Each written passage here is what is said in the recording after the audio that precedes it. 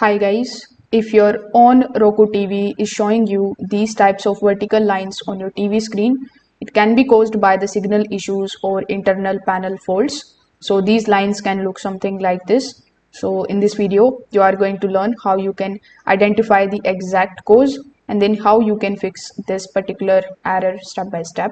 So first of all, you just have to take a look at your remote.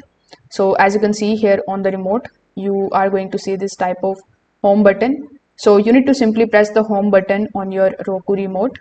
If the lines are visible even on the Roku home screen, it means that the issue is inside the TV. If not, it means that the problem is coming from an external device. So this particular step is going to help you separate the signal issues from the panel issues quickly.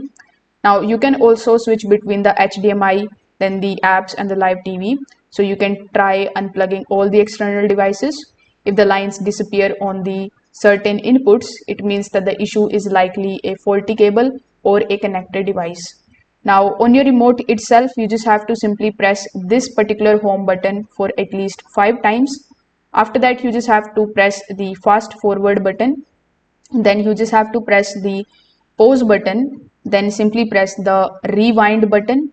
After that, you just have to again press the pause button, and then you just have to press the fast forward button.